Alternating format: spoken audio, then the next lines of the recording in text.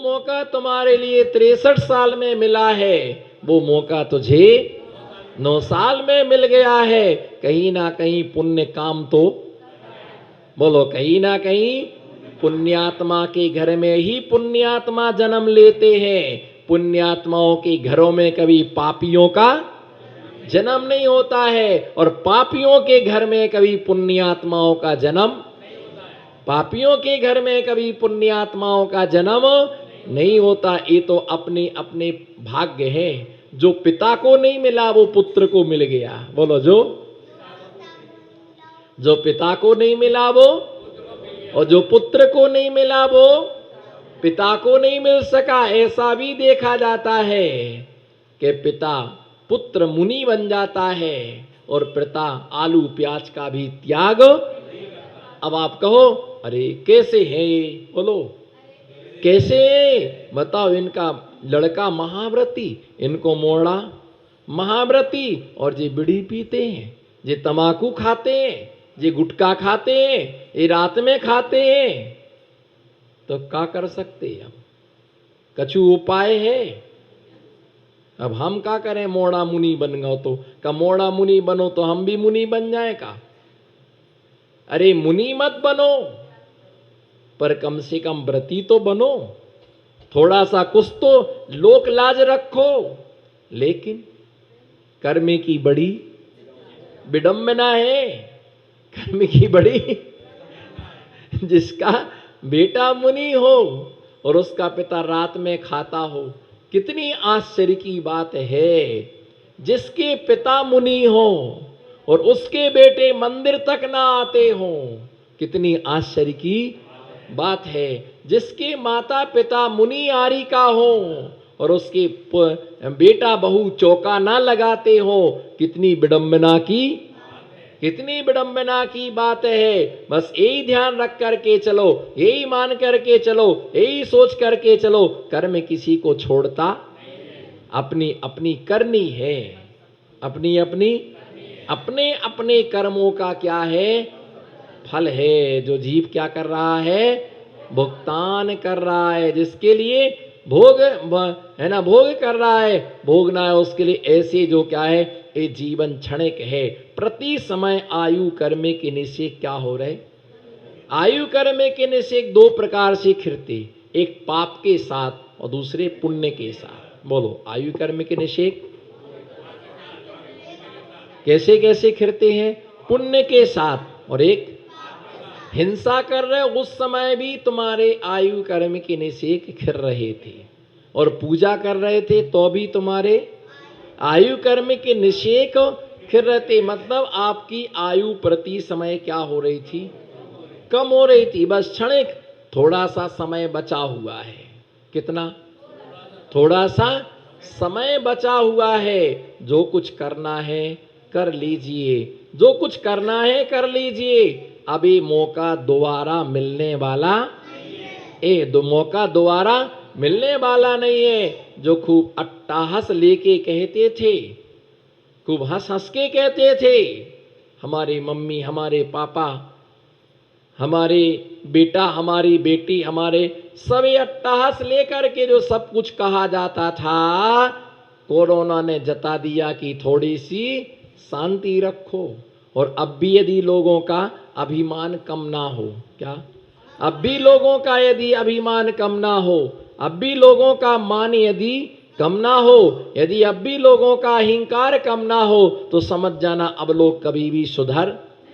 ऐसे ऐसे बड़े बड़े लोग, ऐसे ऐसे सेठ, करोड़पति, अरबपति मरने के बाद जिनके घर के बेटा बेटियों को शकल देखने के लिए नहीं मिली, अग्नि संस्कार भी जिन्हें नसीब नहीं हुआ, मरघटा पर भी सही जगह नसीब नहीं हुई, किसने आग लगाई, कहां पटका, है ना, लाशें पड़ी रही, चूहे खाते रहे।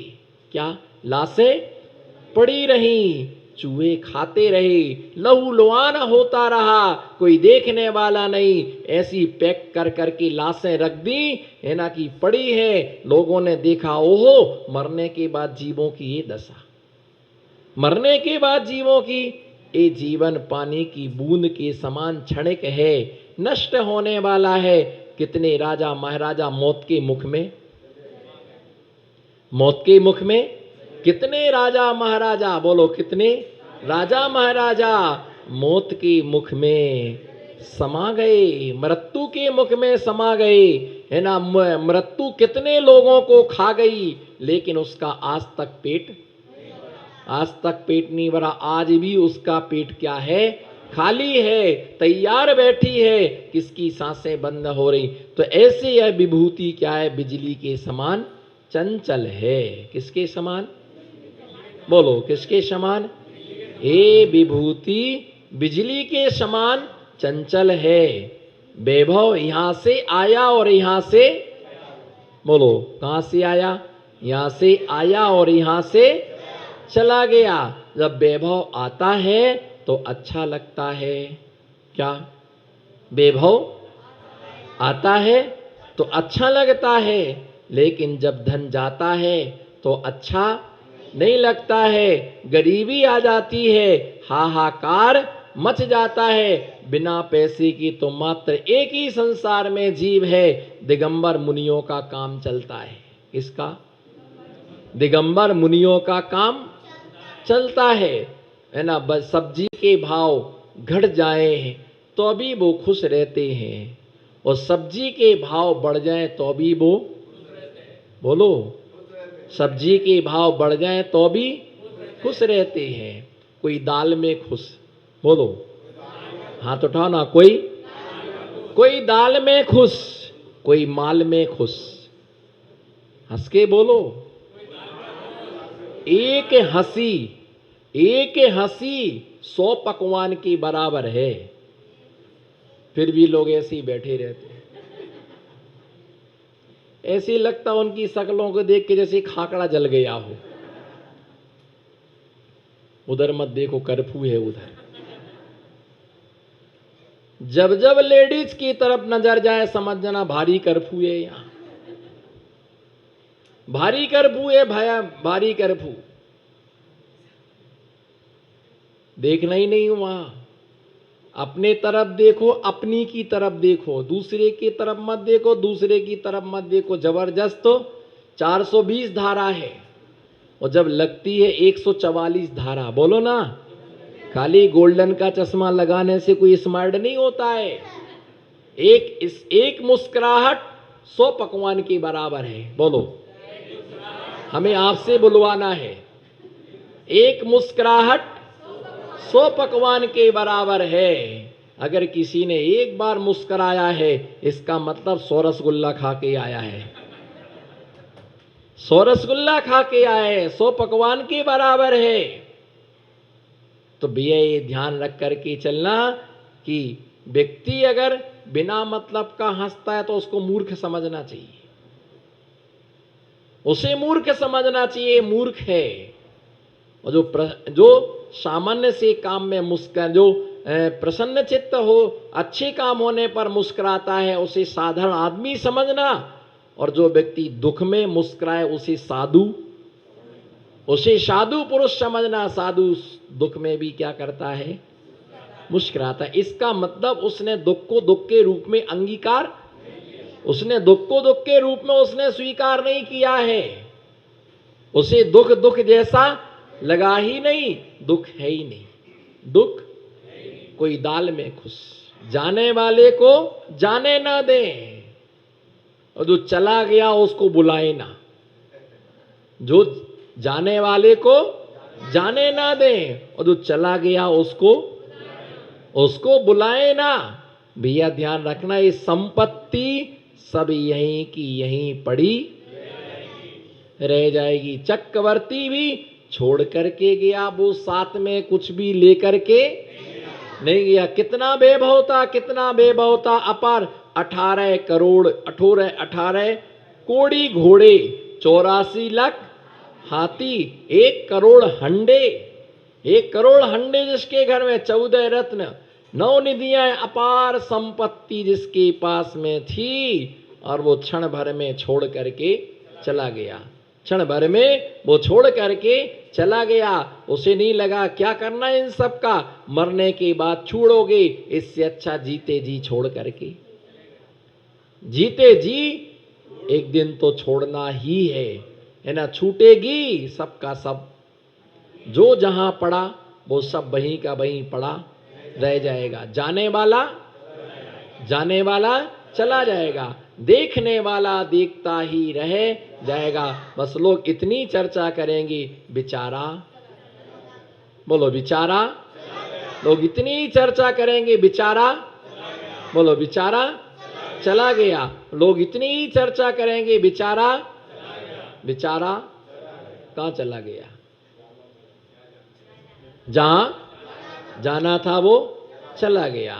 तो बस ऐसे ही जिंदगी भर में जोड़ते हैं और एक क्षण में, जिंदगी भर जोड़ते हैं और एक क्षण में छोड़ के चले जाते।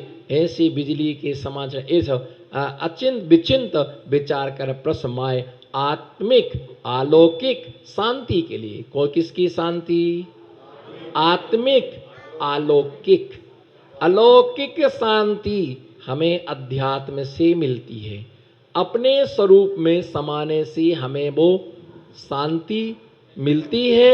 ऐसे शांति के लिए बनान्तम बन के मध्य में आश्रय लेते योगी जन। किसकी चर्चा चल रही? योगी की चर्चा चल रही है योग भक्ति में, कि साधु बन का आश्रय लेते हैं। किसका आश्रय लेते हैं? कोई एक ऐसा भी मत है, उनका एक ऐसा भी मत है कि जो कहते हैं साधु को वन में रहना चाहिए। क्या?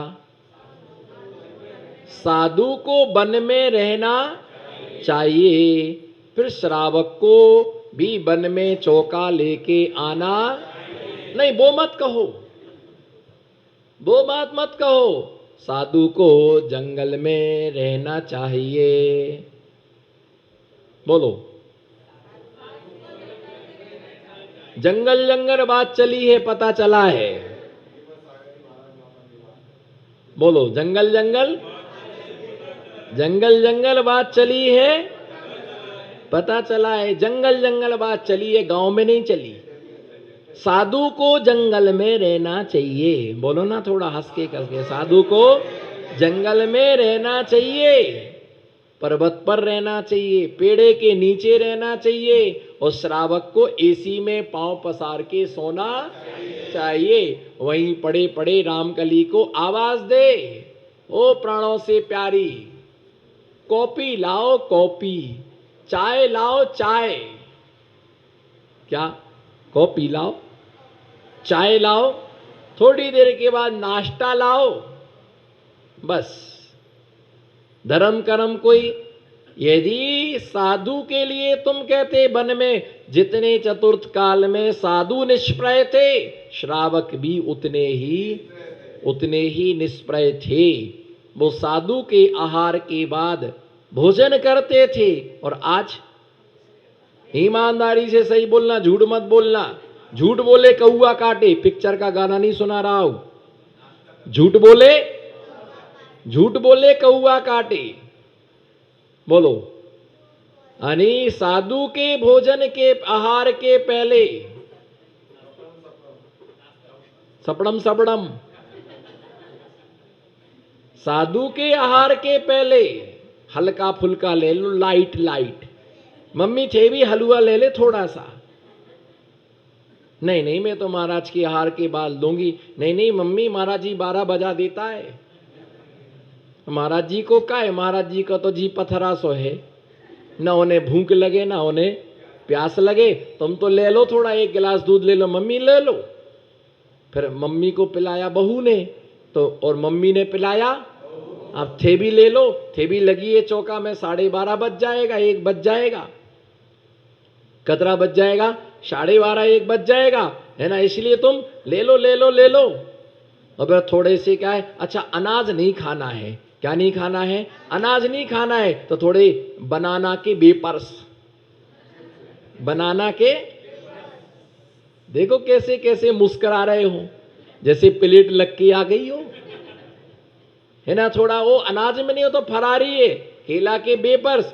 तो फिर थोड़ा सा बादाम भी ले लो कच्चा, है ना, थोड़ा सा ड्राई फ्रूट्स, क्या? कुछ तो बोलो। ड्राई फ्रूट से ले लो थोड़ा सा आराम से। क्या है भैया, चतुर्थ काल में मुनि जंगल में रहते थे तो ये चौके गिनती के नहीं लगते थे, 2 चौके नहीं लगते थे। घर घर में क्या होता था? घर घर में चौका होता था। दूसरी बात यह है, पंचम काल में साधुओं के लिए जंगल में रहने का निषेध है। क्या? पंचम काल में साधुओं के लिए जंगल में रहने का।